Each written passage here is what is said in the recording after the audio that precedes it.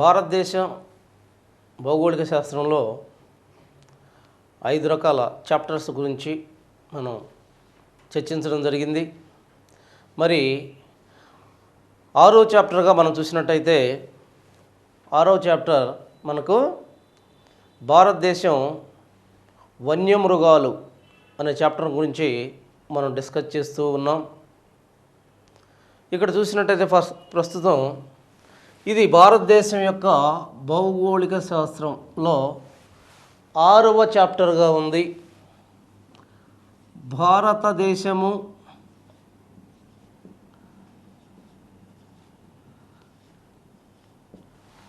వన్యమృగాలు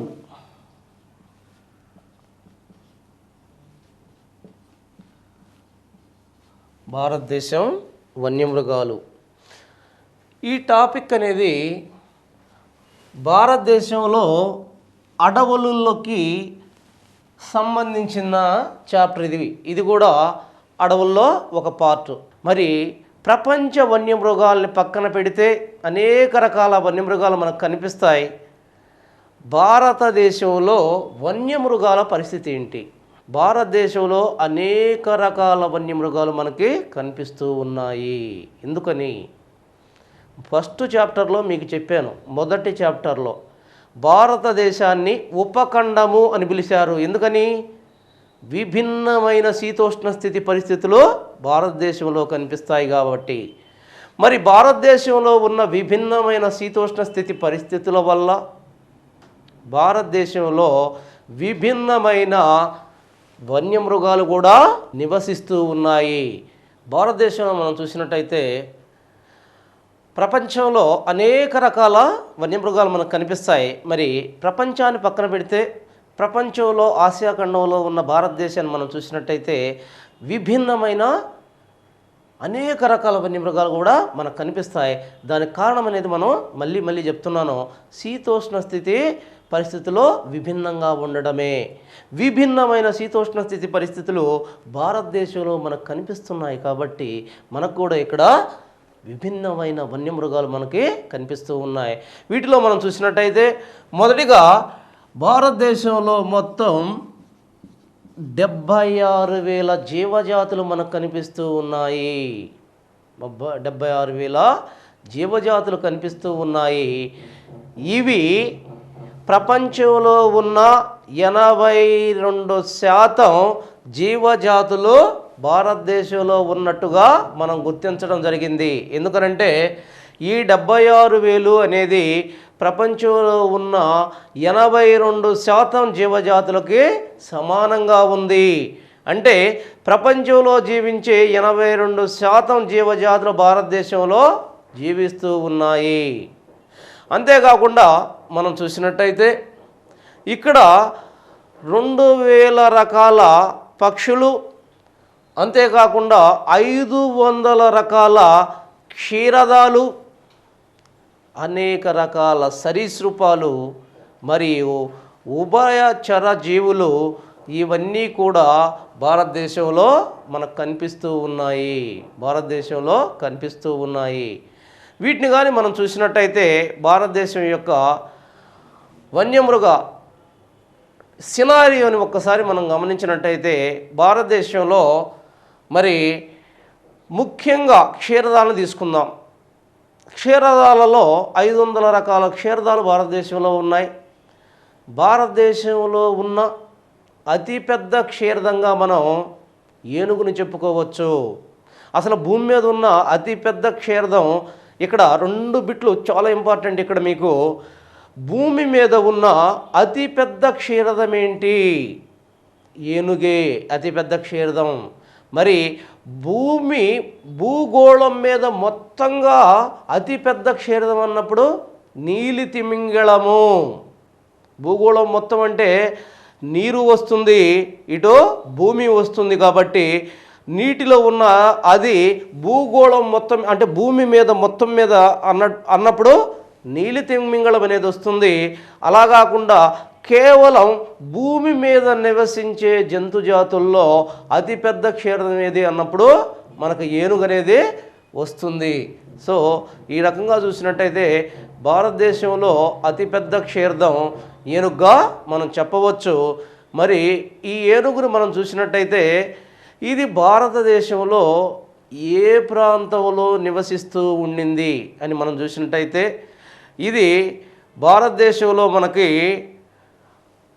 పశ్చిమ వాయువ్య ప్రాంతాలలో ఎక్కువగా ఆనాటి కాలంలో కనుగొనబడింది. కొన్ని వందల శతాబ్దాల క్రితమే ఈ జంతువుని ఆ ప్రాంతాల్లో కనుగొన్నారు. అయితే ఈ ఏనుగుల యొక్క సంతతి క్రమేణా తగ్గిపోతూ ఉంది. ముఖ్యంగా మానవుడికి ఏనుగుడికి మధ్య సంఘర్షణ వల్ల ఇది తగ్గిపోతూ ఉంది. మరి దీన్ని మనం చూసిన తర్వాత రెండవ అతిపెద్ద క్షీరదంగా భారతదేశంలో మనం చూస్తే మనకు రెండవ అతిపెద్ద క్షీరదంగా మనం చూసినట్టయితే రైనోసిరస్గా చెప్పవచ్చు. ఏనుగుల గురించి చెప్పుకున్నాం, భారతదేశంలో అతిపెద్దదైన క్షీరదమని. మరి రెండవ క్షీరదము అతిపెద్ద క్షీరదం ఏంటి భారతదేశంలో అని మనం చూసినట్టయితే రైనోసిరస్ ఒంటి కొమ్ము ఖడ్గమృగం. భారతదేశంలో ఒంటి కొమ్ము ఖడ్గమృగం అనేది రెండవ అతిపెద్ద క్షీరదంగా మనం చెప్పుకోవచ్చు. మరి ఈ రెండవ అతిపెద్ద క్షీరదమైన ఒంటి కొమ్ము ఖడ్గమృగం అనేది దాని కొమ్ము కోసం అధికంగా వేటాడబడుతున్న జంతువు ఇది. కేవలం దాని కొమ్ము కోసమే దీని ప్రాణాన్ని తృణప్రాయంగా తీసివేస్తున్నారు. క్రమేణా ఈ జీవజాతి అంతరించిపోయే దశకు చేరుకుంటూ ఉంది. ప్రభుత్వం దీనికోసం అనేక చర్యలు చేపడుతూ ఉంది. ప్రస్తుతం భారతదేశంలో కేవలం 1500 రైనోసార్లు మాత్రమే, దేశం మొత్తం మీద చూస్తే కేవలం 1500 రైనోసార్లు మాత్రమే, ఖడ్గమృగాలు మాత్రమే జీవించున్నాయంటే వీటి పరిస్థితి ఎంత దయనీయంగా ఉందో అర్థం చేసుకోవాలి. ఇక్కడ నేను చెప్పే సబ్జెక్టులో మీరు క్యాచ్ చేయాల్సింది 1500నే పాయింట్ని క్యాచ్ చేయాలి. మీరు 1500 మాత్రమే నివసిస్తున్నాయి. మరి ప్రభుత్వం అనేక చర్యలు చేపట్టింది. ముఖ్యంగా ఇవి నివసించే ప్రాంతాల, ముఖ్యంగా ఇవి అస్సాం, వెస్ట్ బెంగాల్ ఈ ప్రాంతాలు ఎక్కువగా ఉంటాయి కాబట్టి ఆ ప్రాంతాల్లోనే వీటిని అభివృద్ధి చేసే కార్యక్రమం ప్రభుత్వం చేపట్టడం జరిగింది. ముఖ్యంగా మనం చూసినట్టయితే ఈ రైనోసిరస్ అనే వాటిని మొత్తాన్ని మనం చూసినట్టయితే ఈ రైనోసిరస్ అంటే ఖడ్గమృగాలని అస్సాంలో ఏ ప్రాంతాల్లో ఉంచి సంరక్షిస్తున్నారు? ఇంపార్టెంట్. అస్సాంలో ఎక్కడ ఉంచి సంరక్షిస్తున్నారు? కజిరంగా, మానస, ఈ రెండు చాలా జాగ్రత్తగా గుర్తుపెట్టుకోవాలి. కజిరంగా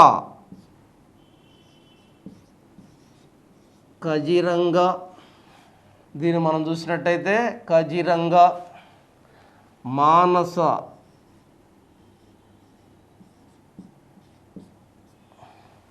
ఈ రెండు కూడా సంరక్షణ కేంద్రాలు.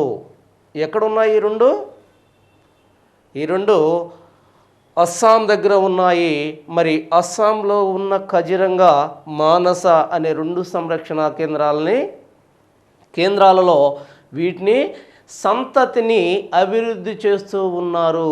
వీటి యొక్క సంరక్షణను చేపడుతూ ఉన్నారు. ఆ తర్వాత మనం చూసినట్టయితే వెస్ట్ బెంగాల్లో వీటిని కూడా, పక్కనే ఉన్న వెస్ట్ బెంగాల్లో కూడా వీటిని సంరక్షిస్తున్నారు. మరి వెస్ట్ బెంగాల్లో ఏ ప్రాంతంలో ఉండి వీటిని సంరక్షిస్తున్నారు అని అన్నప్పుడు మనం చూసినట్టయితే ఇక్కడ వెస్ట్ బెంగాల్లో మనకి జల్దాపారా, వెస్ట్ బెంగాల్లో జల్దాపారా,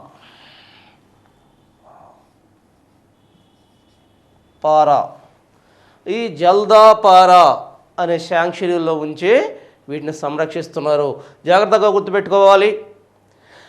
ఇక్కడ అస్సాంలో 2 సంరక్షణ కేంద్రాలని ఏర్పాటు చేసి కజిరంగా మరియు మానస అనే సంరక్షణ కేంద్రాలలో ఉంచి వీటిని సంరక్షిస్తుంది. అంతేకాకుండా రెండవదిగా చూసినట్టయితే ఇక్కడ వెస్ట్ బెంగాల్లోని జల్దాపారా అనే సంరక్షణ కేంద్రంలో ఉంచి వీటి యొక్క సంరక్షణని చేపడుతూ ఉన్నారు. ఆ తర్వాత మూడవదిగా మనం చూసినట్టయితే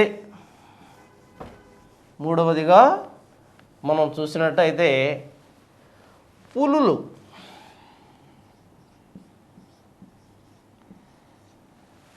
రెండు రకాల పులులు మనకు కనిపిస్తాయి. భారతదేశంలో రాయల్ బెంగాల్ టైగర్ అనేది చాలా ప్రసిద్ధమైన పులి. తెల్ల పులులు, తర్వాత మనకి ఎల్లో రకం కలర్ పులులు మనకు కనిపిస్తాయి. ఇవి రాయల్ బెంగాల్ టైగర్ అనేది మనం జాతీయ జంతువుగా గుర్తించాము. మన జాతీయ జంతువు అంటే పులులు అనేది యాక్చువల్గా మన జాతీయ జంతువు. అయితే ఈ పులులు అనేది రీసెంట్గా క్రమేణా అంతరించిపోయే దశకి చేరుకున్నాయి.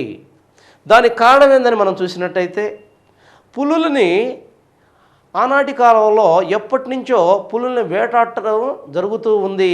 ఒక్క పులిని వేటాడటం అనేది చాలా గర్వంగా భావిస్తున్నారు. దానినే రాజులు రాజసంగా భావించేవారు. ఎవరైతే తర్వాత కాలంలో వచ్చిన జమీందారులు వాళ్ళు కూడా తమ యొక్క గొప్పకు చిహ్నంగా పులుల్ని వేటాడటం జరుగుతూ ఉంది.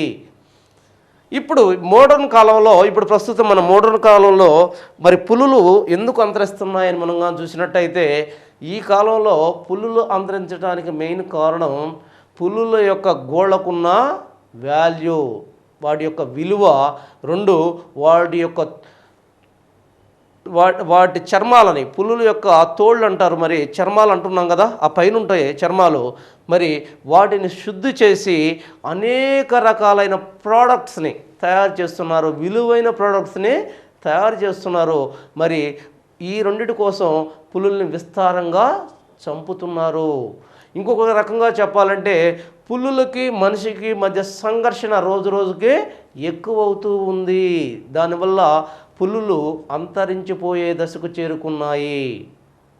మరి ఈ పులుల్ని సంరక్షించడం కోసం ప్రభుత్వం మామూలుగా ఈ టైగర్ కన్జర్వేషన్ సెల్ అనే దాన్ని ఏర్పాటు చేసి దానిలోనే పులుల సంరక్షణని చేపట్టాలనుకుంది. తర్వాత కంప్లీట్గా మనకు పులుల గురించి వస్తాయి. ఆ తర్వాత మనం చూసినట్టయితే అడవి దున్నలు.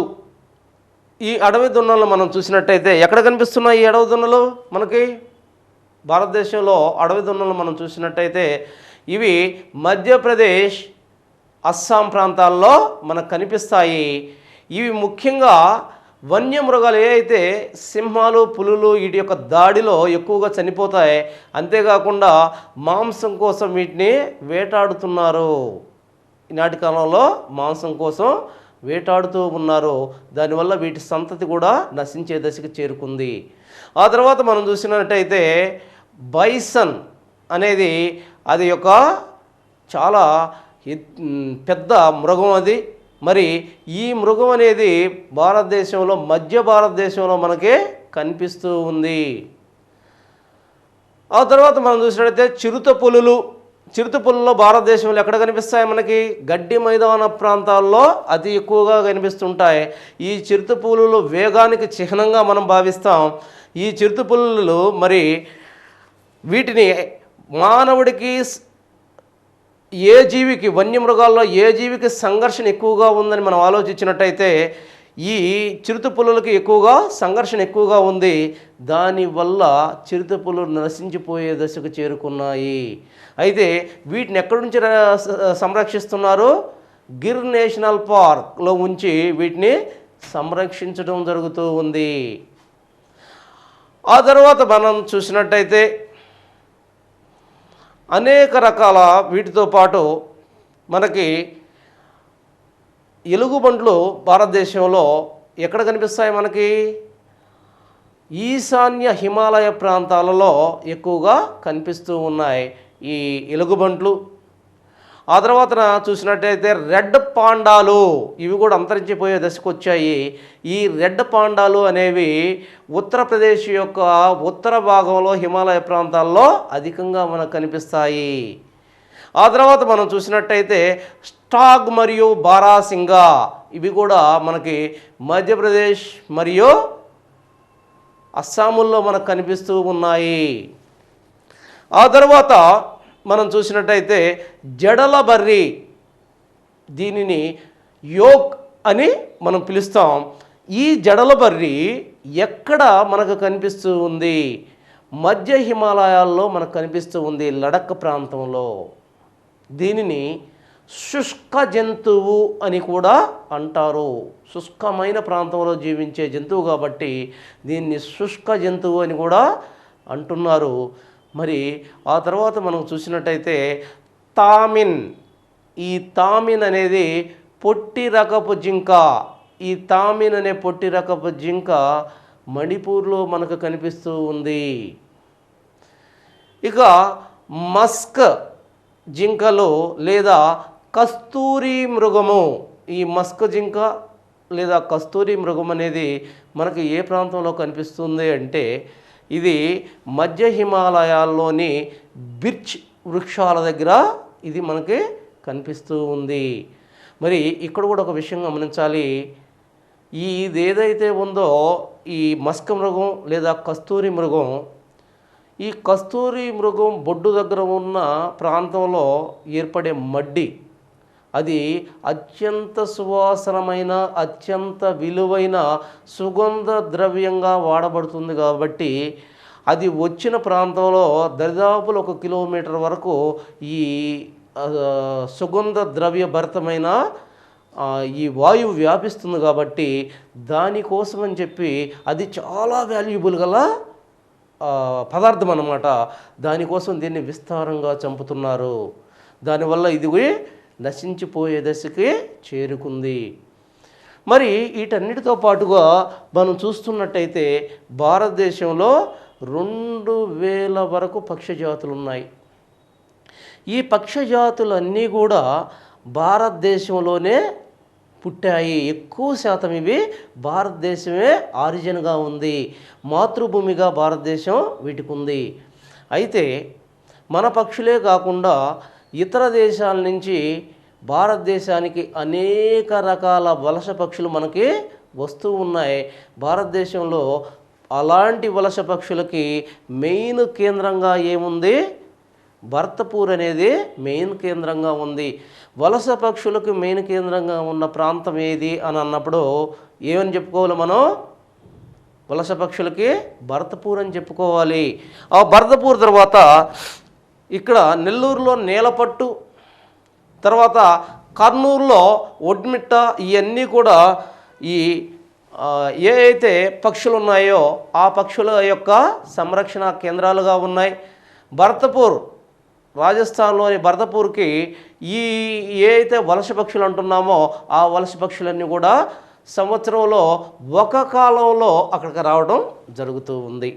అంతేకాకుండా ఆంధ్రప్రదేశ్లో మనం చెప్పుకున్నట్టు ఇక్కడ నెల్లూరు దగ్గర, నేలపట్టు దగ్గర, మరి కొల్లేరు సరస్సు ప్రాంతానికి కూడా వలస పక్షులు అప్పుడప్పుడు వస్తూ ఉన్నాయి.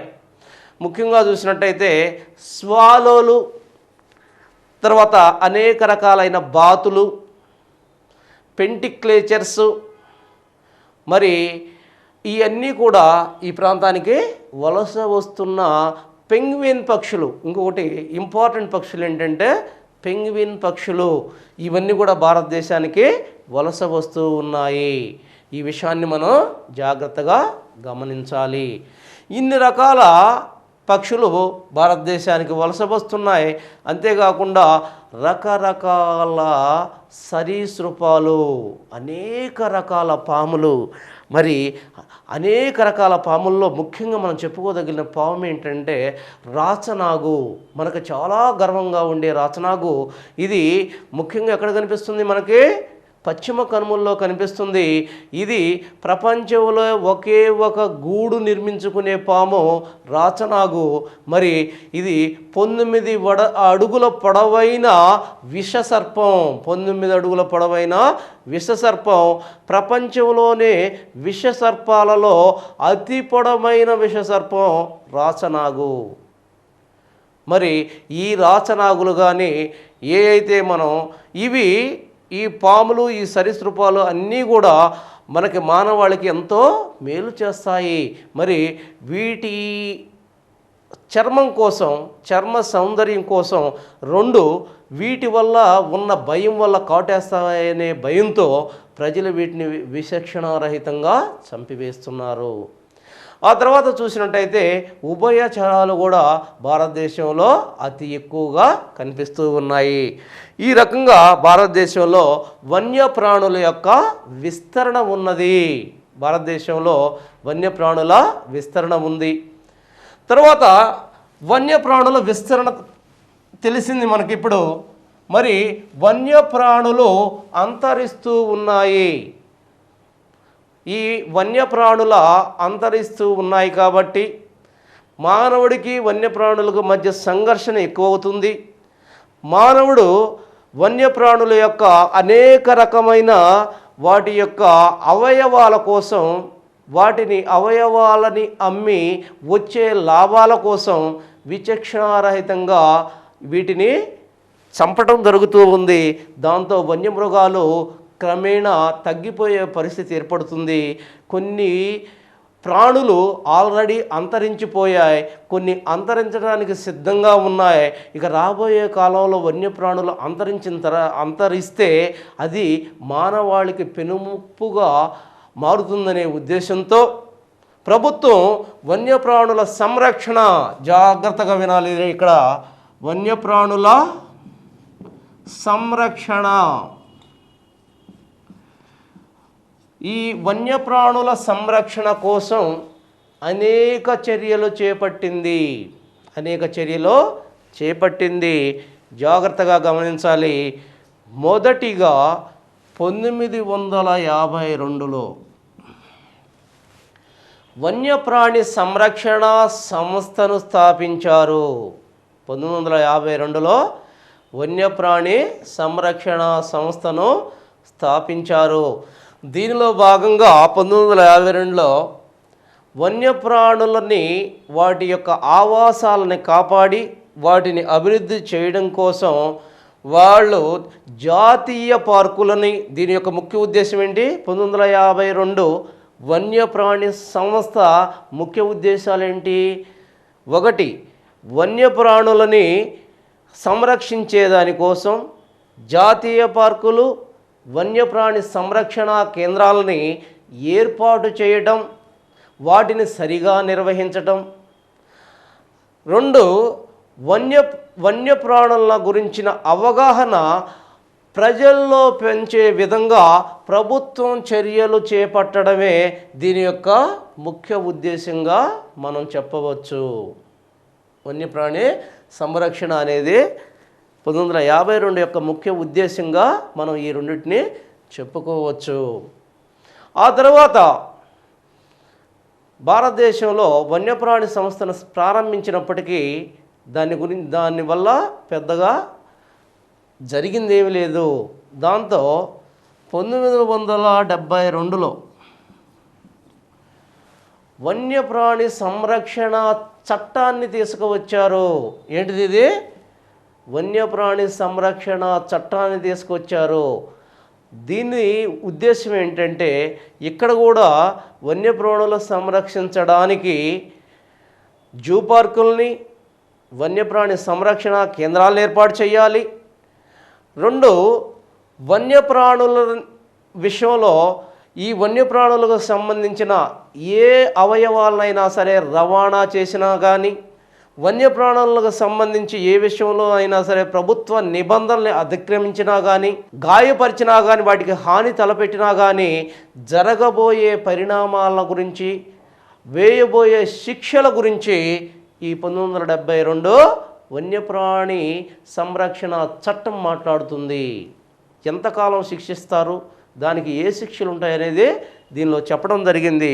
మరి దీనిలో భాగంగా మొట్టమొదట పులిని జాతీయ జంతువుగా గుర్తించారు. ఏ చట్టం ఆధారంగా మొట్టమొదటిగా పులిని జాతీయ జంతువుగా గుర్తించడం జరిగింది? 1972 వన్యప్రాణి సంరక్షణ చట్టం.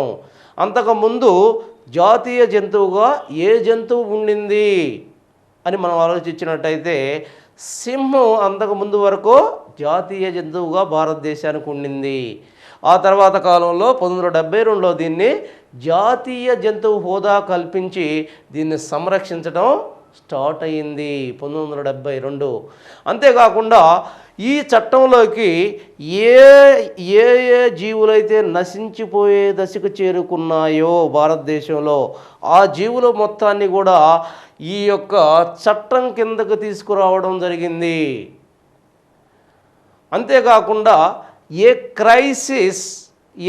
టైగర్ క్రైసిస్ సెల్ అనేదాన్ని ఏర్పాటు చేసి ఆ టైగర్ క్రైసిస్ సెల్ అనేదాన్ని ఏర్పాటు చేసి దీన్ని పర్యావరణ మంత్రిత్వ శాఖ కిందకి తీసుకురావడం జరిగింది. ఇవన్నీ కూడా మీరు గుర్తుపెట్టుకోవాలి కంపల్సరీగా. అంతేకాకుండా 1976లో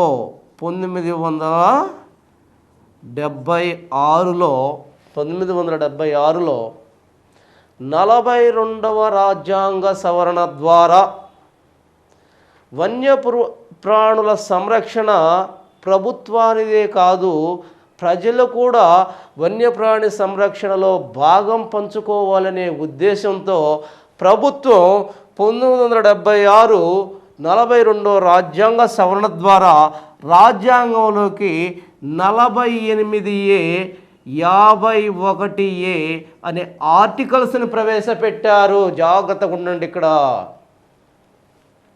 ఏం జరిగింది? ఇక్కడ 1976లో దీని ద్వారా ఈ సంవత్సరంలో వన్యప్రాణుల సంరక్షణ అనేది ఒక గవర్నమెంట్ది కాదు, ప్రజలకు కూడా ఆ బాధ్యత ఉందని గుర్తు చేయడం కోసం రాజ్యాంగంలో 42వ రాజ్యాంగ సవరణ ద్వారా 1976లో 48A 51A అనే ఆర్టికల్స్ని రాజ్యాంగంలో ప్రవేశపెట్టారు. ఆ తర్వాత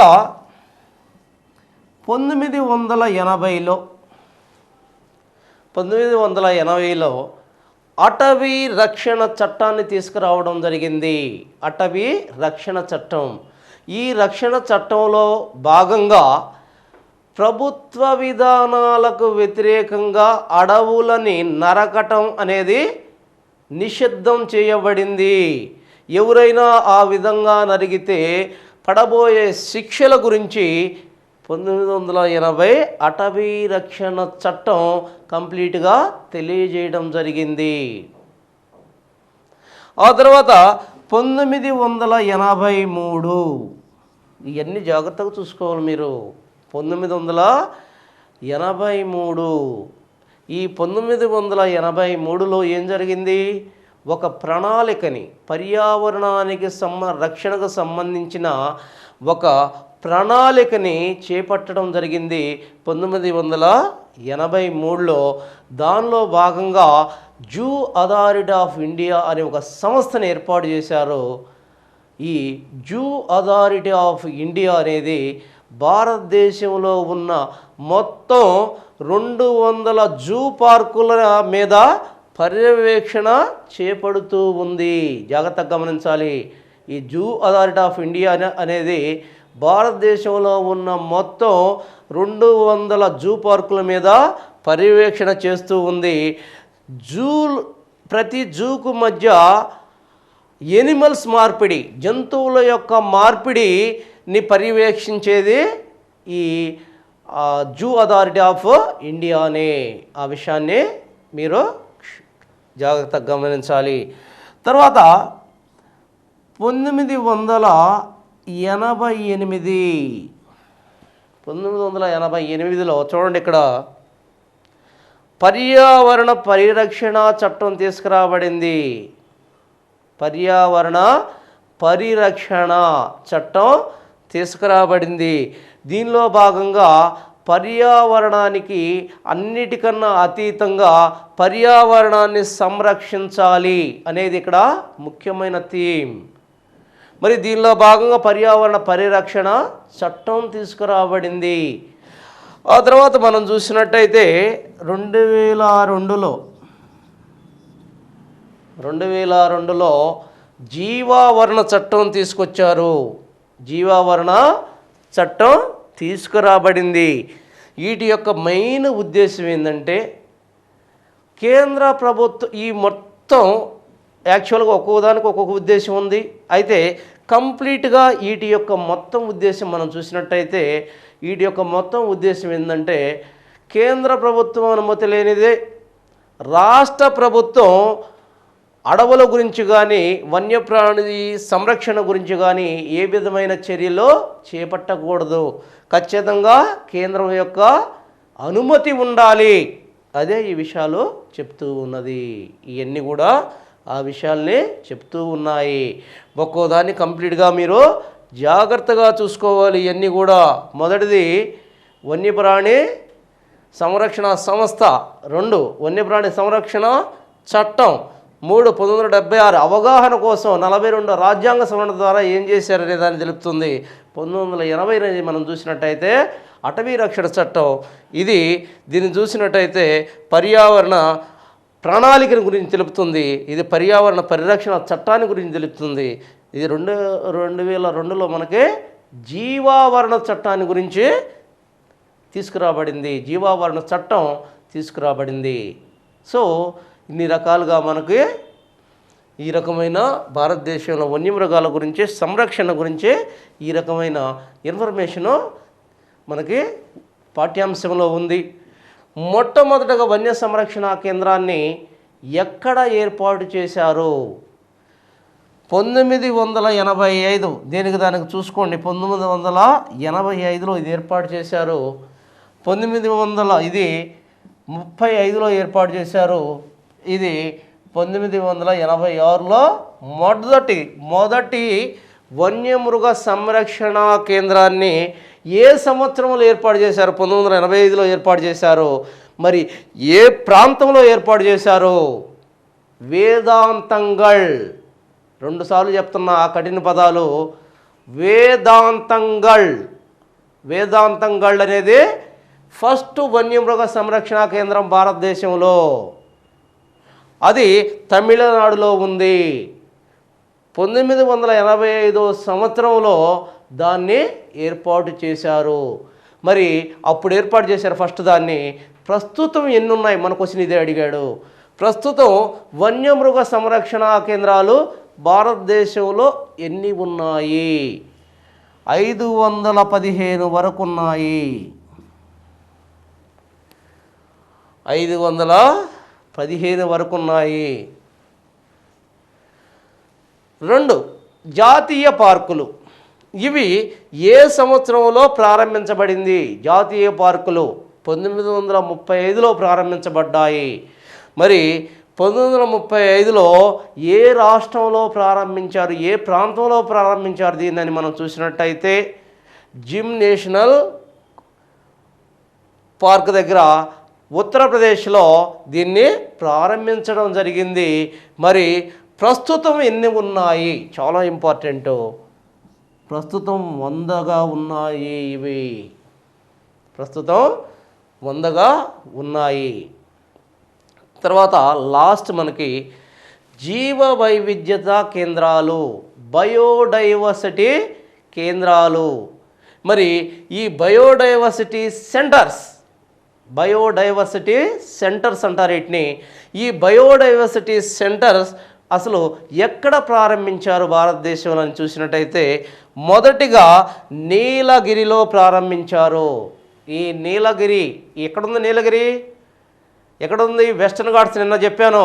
వెస్టర్న్ ఘాట్స్కి పక్కగా తమిళనాడులో విస్తరించి ఉన్న మౌంటైన్ స్వభావాన్ని మనం నీలగిరి అంటాము.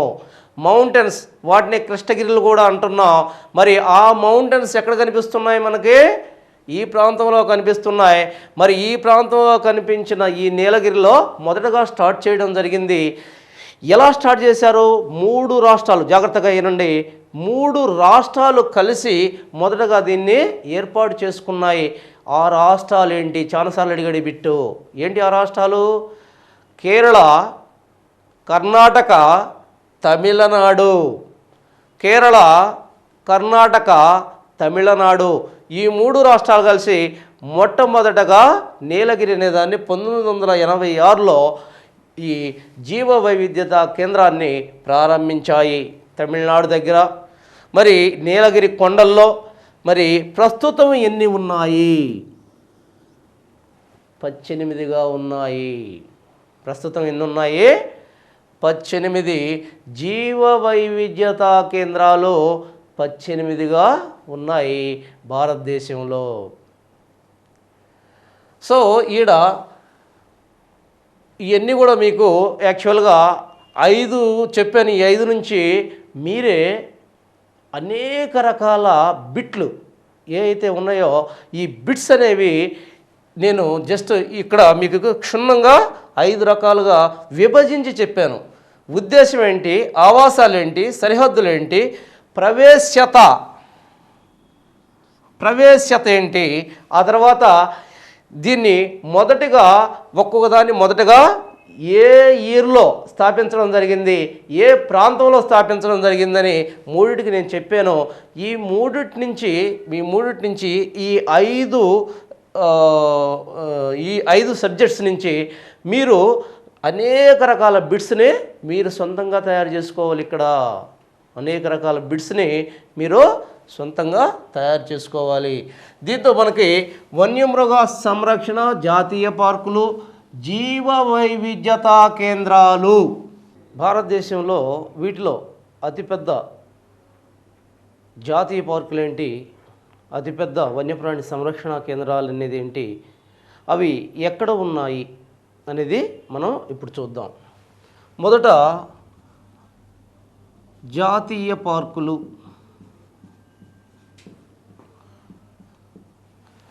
ఈ జాతీయ పార్కులు మనం చూసినట్టయితే మొదటి జాతీయ పార్కు, ఇవి కొంచెం కష్టంగా ఉంటాయి, జాగ్రత్తగా గమనించండి. ఫస్ట్ జాతీయ పార్క్ కాదు, అతిపెద్ద జాతీయ పార్కుల్లో భారతదేశంలో జాతీయ పార్కుల్లో అతిపెద్ద జాతీయ పార్కులు. మొదటిది హెమిస్. ఇది భారతదేశంలోనే అతిపెద్ద జాతీయ పార్కు. ఇది జమ్మూ అండ్ కాశ్మీర్లో ఉన్నది. హెమిస్ ఎక్కడ ఉన్నది? జమ్మూ అండ్ కాశ్మీర్లో ఉన్నది. ఇది జాతీయ పార్కుల్లో, భారతదేశ జాతీయ పార్కుల్లో అతిపెద్ద జాతీయ పార్కు. రెండవదిగా మనం చూస్తే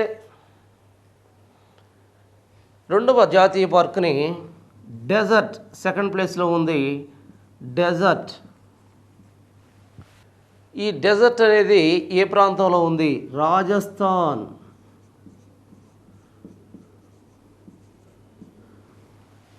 డెజర్ట్ అనేది రాజస్థాన్లో మనకు కనిపిస్తూ ఉంది. హిమిస్ అనేది జమ్మూ కాశ్మీర్లో ఉంది. సెకండ్ ప్లేస్లో ఉన్న డెజర్ట్ అనేది రాజస్థాన్లో మనకి కనిపిస్తూ ఉంది. మూడవ ప్లేస్లో ఉన్న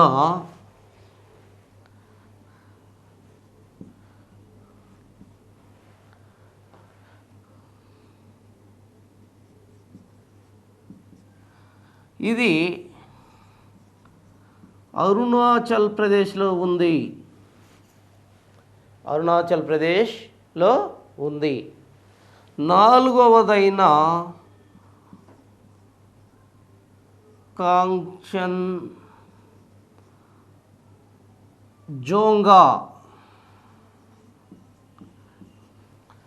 నాలుగవది కాంచన్జోంగా.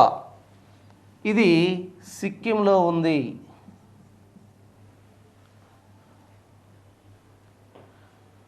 చూడాలి వరుసగా. ఒకటి హెమిస్ జమ్మూ కాశ్మీర్లో ఉంది. రెండవది డెజర్ట్ రాజస్థాన్లో ఉంది. 3 నావ్దేవ్ అరుణాచల్ ప్రదేశ్లో ఉంది. 4 కాంచన్జోంగా సిక్కింలో ఉంది. ఫస్ట్ హెమిస్ జమ్మూ కాశ్మీర్లో ఉంది. జాతీయ పార్కుల్లో అతిపెద్ద జాతీయ పార్కులు హెమిస్ జమ్మూ కాశ్మీర్లో ఉంది. డెజర్ట్ రాజస్థాన్లో ఉంది. నామ్ దఫా అరుణాచల్ ప్రదేశ్లో ఉంది. కాంచన్జోంగా సిక్కింలో ఉంది. కాంచన్జోంగా సిక్కింలో ఉంది. తర్వాత 5 గంగోత్రి ఉత్తరాఖండ్లో ఉంది. ఉత్తరాఖండ్. జాతీయ పార్కులు భారతదేశంలో ఈ 5 వరుసగా గుర్తుపెట్టుకోవాలి. మీరు ఖచ్చితంగా 5 ఖచ్చితంగా గుర్తుపెట్టుకోవాలి. భారతదేశంలో అతిపెద్ద జాతీయ పార్కు హెమిస్ జమ్మూ కాశ్మీర్లో ఉంది. సెకండ్ అతిపెద్ద జాతీయ పార్కు డెజర్ట్, ఇది రాజస్థాన్లో ఉంది. థర్డ్ అతిపెద్ద జాతీయ పార్క్ నామ్ దఫా, నామదఫా లేదా నామ్ దఫా ఏదైనా అనొచ్చు. ఈ నామ్ దఫా అనేది అరుణాచల్ ప్రదేశ్లో ఉంది. మరి నాలుగోది వచ్చేసి కాంగ్చన్జోంగా అనేది సిక్కింలో ఉంది. గంగోత్రి అనేది ఉత్తరాఖండ్లో ఉంది. గంగోత్రి అనేది ఉత్తరాఖండ్, ఈ ఉత్తరాఖండ్లో మనకు కనిపిస్తూ ఉంది. ఈ రకంగా మీరు 5 గుర్తుంచుకోవాలి. క్రోనలాజికల్గా ఒకటిదాని తర్వాత ఒకటి ఏమొస్తుంది అనేది కూడా గుర్తుంచుకోవాలి. ఆ తర్వాత మనం చూసినట్టయితే జాతీయ పార్కులు అయిపోయినాయి. వన్యప్రాణి సంరక్షణ కేంద్రాలు. ఈ వన్యప్రాణి సంరక్షణ కేంద్రాలలో ఏది పెద్దది ఏది చిన్నది భారతదేశంలో, ఇక్కడ కూడా వీటిని ఖచ్చితంగా మనం తీసుకోవాలి. వన్య ప్రాణి సంరక్షణ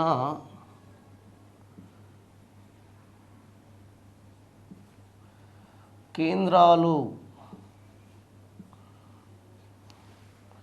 వన్యప్రాణి సంరక్షణ కేంద్రాలు. ఈ వన్యప్రాణి సంరక్షణ కేంద్రాలు భారతదేశంలో ఎన్ని రకాలుగా ఉన్నాయి? అనేకమైన కొన్ని వన్యప్రాణి సంరక్షణ కేంద్రాలు, ఇందాక మనం చెప్పుకున్నట్టు 515 వన్యప్రాణి సంరక్షణ కేంద్రాలు భారతదేశంలో ఉన్నాయి. వీటిలో పెద్దవేంటి, అతి పెద్దవేంటి అనేది మనం చూడాలి. ఇప్పుడు 1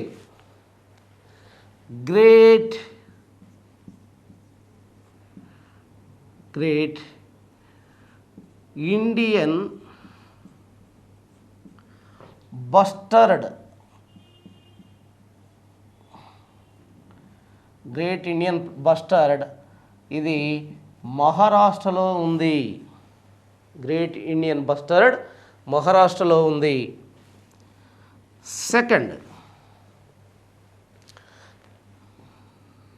సెకండ్ మనం చూసినట్టయితే కచ్ డెజర్ట్. ఈ కచ్ డెజర్ట్ అనేది గుజరాత్లో ఉంది. కచ్ డెజర్ట్ అనేది గుజరాత్లో ఉంది. మూడవదిగా చూసినట్టయితే మనం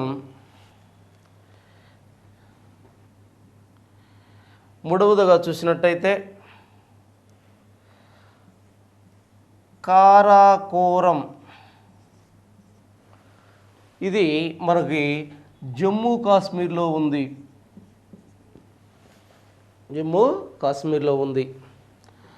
నాలుగవదిగా చూసినట్టయితే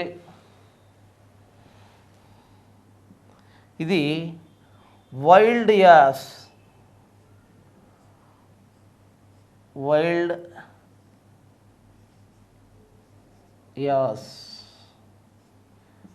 ఇది గుజరాత్లోనే మనకు కనిపిస్తుంది.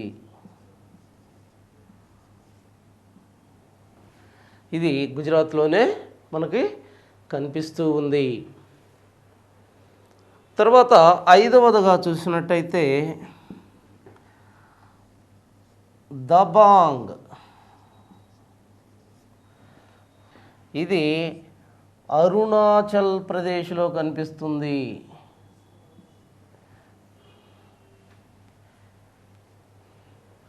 ఇక్కడ మనం చూసినట్టయితే ఇందాక మనం వరుస క్రమంలో భారతదేశంలో అతిపెద్ద జాతీయ పార్కులను చూసాం. మరి ఇక్కడ అతిపెద్ద వన్యప్రాణి సంరక్షణ కేంద్రాలని మనం చూస్తున్నాం. మీకు కేవలం పై 2 గుర్తుంచుకున్నా చాలు. ఇందాక మనం 5 చెప్పాం, 5లో పైన 2 గుర్తుంచుకున్నా చాలు. ఇక్కడ కూడా పైన 2 గుర్తుంచుకున్నా చాలు. ఇక్కడ వన్యప్రాణి సంరక్షణ కేంద్రాల్లో మనం చూసినట్టయితే మొదటిది గ్రేట్ ఇండియన్ బస్టర్డ్. గుర్తుంచుకోండి, బస్టర్డ్ ఎక్కడుంది? ఇది మహారాష్ట్రలో కనిపిస్తూ ఉంది. ఇది అన్నిటికన్నా పెద్ద సంరక్షణ కేంద్రంగా ఉన్నది. తర్వాత కచ్ డెజర్ట్. ఈ కచ్ డెజర్ట్ సెకండ్ ప్లేస్లో ఉంది. ఇది గుజరాత్లో కనిపిస్తుంది మనకి. ఆ తర్వాత మనం చూసామంటే కారాకోరం, ఇది జమ్మూ కాశ్మీర్లో కనిపిస్తుంది. నాలుగవది వైల్డ్ యాస్, వన్యప్రాణి సంరక్షణ కేంద్రం, గుజరాత్లో కనిపిస్తుంది. దబాంగ్ లేదా దిబాంగ్, వన్యప్రాణి సంరక్షణ కేంద్రం, అరుణాచల్ ప్రదేశ్లో కనిపిస్తూ ఉంది. ఈ రకంగా ఈ వరుస క్రమాన్ని ఖచ్చితంగా మీరు గుర్తుపెట్టుకోవాలి. ఆ తర్వాత మనం చూసినట్టయితే 1972 వన్యప్రాణి సంరక్షణ చట్టంలో ఇందాక మనం చెప్పుకుంటున్నట్టు వన్యప్రాణి సంరక్షణ చట్టంలో ఇందాక మనం చెప్పుకుంటున్నట్టు కొన్ని జంతువులని కొన్ని జంతువులు అంతరించిపోవడానికి సిద్ధంగా ఉన్నాయో ఆ జంతువుల్ని 1972 చట్టం కిందకి తీసుకురాబడ్డాయి. 1972 జంతు పరిరక్షణ చట్టం కిందకి లేదా జంతు సంరక్షణ చట్టం కిందకి తీసుకురాబడ్డాయని ఇందాక చెప్పాం. వాటిలో ముఖ్యంగా ఏం చెప్పాం మనం? ఒకటి పులిని తీసుకొచ్చుకున్నారు, 2 ఏనుగుని, 3 ముసలిని, 4 టార్టాయిస్ తాబేళ్ళని, 5 మంచు పులిని, ఈ రకంగా కొన్నిటిని తీసుకురావడం జరిగిందని చెప్పాం. మరి వీటిని ఏ రకంగా సంరక్షిస్తున్నారు ఈ చట్టం కింద అని మనం చూసినట్టయితే కొన్ని ప్రాజెక్ట్ రూపంలో, కొన్ని ఆపరేషన్స్ రూపంలో జాగ్రత్తగా ఉండాలి. కొన్ని ప్రాజెక్టుల రూపంలో, కొన్ని ఆపరేషన్స్ రూపంలో వీటిని కాపాడుతూ ఉన్నారు. మరి దీనిలో మనం చూసినట్టయితే ప్రాజెక్టుల రూపంలో మొట్టమొదటిది ప్రాజెక్ట్ టైగర్.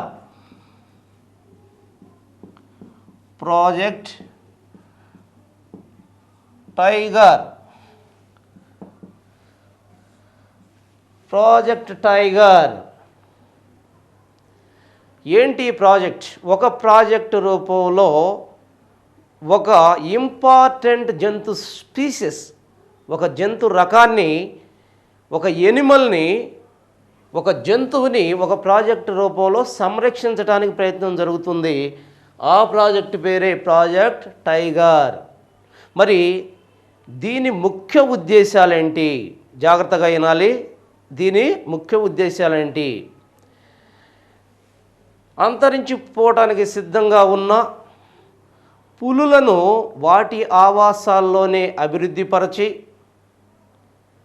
వాటి సంఖ్యను పెంచడం ద్వారా పర్యావరణాన్ని పరిరక్షించటం, జీవ వైవిధ్యాన్ని కాపాడటం, మానవునికి కావలసిన రిహాబిలిటేషన్ ఫెసిలిటీని కలిగించటమే ప్రాజెక్ట్ టైగర్ యొక్క ముఖ్య ఉద్దేశము. మరి ప్రాజెక్ట్ టైగర్లో ఎప్పుడు ప్రారంభించారు దీన్ని? 1973 ఏప్రిల్ 1వ తేదీన దీన్ని ప్రారంభించడం జరిగింది. ఎక్కడ ప్రారంభించారు దీన్ని అని మనం చూసినట్టయితే ఈ ప్రాజెక్ట్ టైగర్ అనేదాన్ని మొట్టమొదటిగా 1973 ఏప్రిల్ 1న కర్ణాటకలోని బందీపూర్ అనే ప్రాంతంలో ప్రారంభించటం జరిగింది. కర్ణాటకలోని బందీపూర్ అనే ప్రాంతంలో మొట్టమొదటగా 1973 ఏప్రిల్ 1న ప్రారంభించటం జరిగింది. దీన్ని ఎవరి ఆధ్వర్యంలో ప్రారంభించబడింది అంటే వన్యప్రాణి సంరక్షణ సంస్థ వారి టాస్క్ ఫోర్స్ వారి ఆధ్వర్యంలో దీన్ని ప్రారంభించడం జరిగింది. టాస్క్ ఫోర్స్ వారి ఆధ్వర్యంలో దీన్ని ప్రారంభించడం జరిగింది. మరి ఈ టాస్క్ ఫోర్స్కి ఏదైతే పులుల సంరక్షణకి చేపడుతున్న ఈ టాస్క్ ఫోర్స్కి అధ్యక్షుడుగా ఎవరు ఉన్నారు? సునీత నారాయణన్. జాగ్రత్తగా గమనించాలి. ఎవరు ఈ టాస్క్ ఫోర్స్కి అధ్యక్షత వహించారు సునీత నారాయణన్ అనే అతను దీనికి అధ్యక్షత వహించాడు. మరి దీనిలో భాగంగా మొట్టమొదటిగా 9 ప్రారంభంలో 9 టైగర్ రిజర్వ్స్ ఉన్నాయి. మొట్టమొదటిగా ఎన్ని టైగర్ రిజర్వ్స్ ఉన్నాయి? 9 టైగర్ రిజర్వ్స్ ఉన్నాయి. 49 టైగర్ రీసెంట్గా 49 టైగర్ రిజర్వ్స్గా డెవలప్ అయింది ఇది. మరి ఈ టైగర్ రిజర్వ్స్ ఎంతకు పెంచాయి అంటే పులుల సంఖ్యను, ప్రస్తుత పులుల సంఖ్య 3000 పులుల సంఖ్యగా పెంచడం జరిగింది. మరి ఈ 49 టైగర్ రిజర్వ్స్లో భారతదేశంలో అతిపెద్ద టైగర్ రిజర్వ్ ఏది అని కానీ అడిగితే, చాలాసార్లు అడిగాడు దీన్ని, ఈ బిట్ని అని అడిగితే ఏ టైగర్ రిజర్వ్ అది? రాజీవ్ గాంధీ అభయారణ్యం లేదా రాజీవ్ గాంధీ టైగర్ రిజర్వ్. ఎక్కడుంది మనకది అని మనం అడిగితే ఈ శ్రీశైలం ఈ ప్రాంతాల్లో, శ్రీశైలం కర్నూలు శ్రీశైలం ప్రాంతాల్లో ఇది విస్తరించి ఉంది. మరి ఇది తెలంగాణ మరియు ఆంధ్ర ప్రాంతాల్లో కూడా విస్తరించింది. ఈ 2 రాష్ట్రాల్లో విస్తరించింది, జాగ్రత్తగా గమనించాలి. 5 జిల్లాల్లో విస్తరించింది ఇది. దీనిలో ఆంధ్రాలో 3 జిల్లాల్లోనూ, ఇది తెలంగాణలో 2 జిల్లాల్లో విస్తరించింది. అభ్యర్థులు గమనించాలి. ఆంధ్రాలో తెలంగాణ చూసినట్టయితే ఆంధ్రాలో ఇది కర్నూలు, గుంటూరు,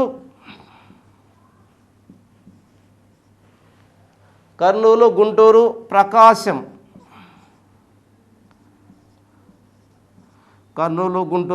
ప్రకాశంలో విస్తరించింది. తెలంగాణ జాగ్రత్తగా గమనించండి. తెలంగాణలో చూసినట్టయితే ఇక్కడ మనకి మహబూబ్ నగర్,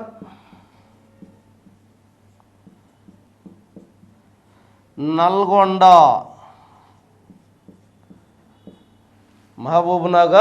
నల్గొండలో విస్తరించి ఉంది. ఇంతకుముందు ఆంధ్రప్రదేశ్ అని మనం చెప్పుకున్నప్పుడు 5 జిల్లాల్లో విస్తరించి ఉండింది. ఇప్పుడు ఈ 2 డివేట్ అయినాయి కాబట్టి ఈ రకంగా ఆంధ్రాలో 3 జిల్లాల్లో, తెలంగాణలో 2 జిల్లాల్లో ఇది విస్తరించి ఉంది. ఇది మొత్తం టైగర్ రిజర్వ్స్లో అతిపెద్ద టైగర్ రిజర్వ్ భారతదేశంలోనే. మరి అతి చిన్న టైగర్ రిజర్వ్ ఏంటి? పెంచ్ టైగర్ రిజర్వ్. గుర్తుపెట్టుకోవాలి. ఏంటిది అది? ఇక్కడ రాస్తున్నాను చూడండి క్లియర్గా. పెంచ్ టైగర్ రిజర్వ్. ఈ టైగర్ రిజర్వ్, పెంచ్ టైగర్ రిజర్వ్, ఇది మహారాష్ట్రలో ఉంది. ఎక్కడ కనిపిస్తుంది ఇది? మహారాష్ట్రలో మనకు కనిపిస్తూ ఉంది. ఇది అతి చిన్న టైగర్ రిజర్వ్. అయితే ఈ టైగర్ రిజర్వ్లో భాగంగా, ఈ ప్రాజెక్ట్ టైగర్లో భాగంగా పులుల్ని ఏ విధంగా లెక్కిస్తున్నారు? ముఖ్యంగా ఒక ప్రాణిని కాపాడాలి అంటే అవి సంఖ్యపరంగా ఎంత ఉండాలో తెలియాలి. ఆ సంఖ్య తరుగుతున్నదా పెరుగుతున్నదా దానికి కారణాలు మనకు తెలియాలి. ప్రాజెక్ట్ టైగర్లో భాగంగా ఇవి తగ్గిపోతున్నాయా పెరుగుతున్నాయా అని చెప్పి మరి వీటిని సంఖ్యను లెక్కించడం ఏ విధంగా చేస్తున్నారు? రీసెంట్గా వీటి సంఖ్యను లెక్కించడం కోసం గ్లోబల్ ఇమేజింగ్ GIS సిస్టమ్. ఏ సిస్టమ్ ఇది? GIS system, global imaging system. దీనిలో కెమెరాల్ని ఉంచి దాని ద్వారా, ఆ ఫోటోల ద్వారా పులుల లెక్కింపు జరుగుతూ ఉన్నది. అలా కాకుండా దీనికి ముందు ఏ విధంగా పులులను లెక్కించారని మనం చూసినట్టయితే ఫగ్ మార్క్ సిస్టమ్. జాగ్రత్తగా గమనించాలి, ప్రతిదీ ఇంపార్టెంట్. Fog mark. ఈ ఫగ్ మార్క్ సిస్టమ్ ఏంటి అసలు? ఫగ్ మార్క్ అంటే పులి యొక్క అడుగుని మనం ఫగ్ మార్క్ అంటున్నాము.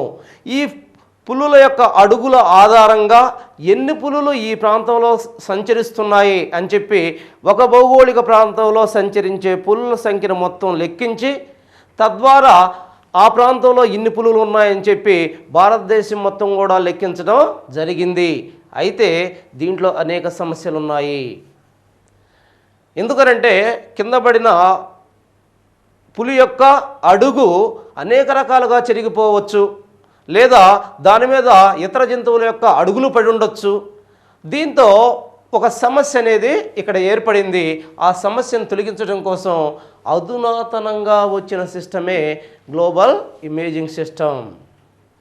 అయితే పులుల్ని ఈ రకంగా మనం చూసినట్టయితే 17 రాష్ట్రాలలో వీటిని పులుల్ని సంరక్షిస్తున్నారు ప్రస్తుతం. మనకి 2010లో ఈ పులులు సంఖ్యని ఖచ్చితంగా లెక్కించడం జరిగింది. లెక్కించినప్పుడు మొత్తం ఎన్ని పులులు ఉన్నాయి? 1701 పులులు ఉన్నాయి. 2010లో 1701 పులులు ఉన్నాయి. మరి ఈ పులుల్లో అతి ఎక్కువ పులులు ఏ ప్రాంతంలో మనకు కనిపించాయి? వీటిలో ఇది ఏ సమాచారం? 2010ది గమనించాలి. ఈ 2010లో ఎక్కడ ఉన్నాయి ఎక్కువగా పులులను చూసినట్టయితే, ఏ రాష్ట్రంలో చూసినట్టయితే కర్ణాటకలో ఉన్నాయి. కర్ణాటక జాగ్రత్తగా గుర్తుపెట్టుకోవాలి. పులులు అత్యధికంగా 2010 గణాంకాల ప్రకారం పులులు అతి ఎక్కువగా కర్ణాటక రాష్ట్రంలో కనిపించాయి. రెండవ ఇదిగా మరి మన రాష్ట్రంలో ఆంధ్రప్రదేశ్లో, ఇక్కడ ఆంధ్ర తెలంగాణ చెప్పడం సాధ్యం కాదు, సమాచారం లేదు. ఇక్కడ ఆంధ్రప్రదేశ్ అనేది మొత్తం తీసుకుంటే ఆంధ్రప్రదేశ్లో 65 పులులు మాత్రమే ఉన్నాయి. 65 పులులు మాత్రమే ఉన్నాయి. మరి పులుల యొక్క సాంద్రత ఇక్కడ వరకు ఏం చేసాం? సంఖ్యపరంగా ఎక్కువ ఏ ప్రాంతంలో ఉన్నాయి, తక్కువ మరి ఆంధ్రప్రదేశ్లో ఎన్ని పులులు ఉన్నాయి, ఈ సమాచారం మనకు వచ్చింది. మరి సాంద్రత పరంగా పులులు ఏ ప్రాంతంలో అధికంగా కనిపిస్తున్నాయని చూసినప్పుడు ఇక్కడ ఏదైతే అస్సాం ప్రాంతంలో కజిరంగా నేషనల్ పార్క్, ఏ నేషనల్ పార్క్ అది? Kaziranga national park. ఆ ప్రాంతంలో ప్రతి 100 చదరపు కిలోమీటర్లకు 32 పులులు గుర్తించబడ్డాయి. ఇవే భారతదేశంలో అత్యధిక సాంద్రత గల పులులు గల ప్రాంతము. 32 పులులు ప్రతి 100 చదరపు కిలోమీటర్లకు కలిగి ఉన్నాయి. ఇవే భారతదేశంలో అత్యధిక పులులు గల ప్రాంతంగా చెప్పుకోవచ్చు. మరి పులులపై అవగాహన కోసం ప్రభుత్వం ఒక కార్యక్రమాన్ని చేపట్టింది. ఆ కార్యక్రమం పేరు ఈఐ కార్యక్రమం. ఈఐ కార్యక్రమం. మరి ఈ ఈఐ అనే కార్యక్రమాన్ని మరి ఒక ద్విమాస పత్రిక ద్వారా ప్రారంభించారు. ఆ ద్విమాస పత్రిక పేరు M-STRIPS. M-STRIPS. ఇదంతా మరలా మీరు గమనించాలి. ఏం చెప్పాము? ప్రాజెక్ట్ టైగర్లో ఎప్పుడు ప్రారంభించబడ్డాయి, ఎక్కడ ప్రస్తుతం ఎన్ని ఉన్నాయి టైగర్ రిజర్వ్స్ అనేవి, వాటిలో పెద్దదేది, వాటిలో చిన్నదేది, మరి పులుల లెక్కింపుకి ఏ విధానాలని ఆధునికంగా ఉపయోగిస్తున్నారు, పులులు సంఖ్యపరంగా ఎక్కడున్నాయి, ఎక్కువగా ఉన్నాయి, మరి సాంద్రతా పరంగా ఎక్కడ ఎక్కువగా ఉన్నాయి, ఇవన్నీ కూడా ఇక్కడ చెప్పడం జరిగింది.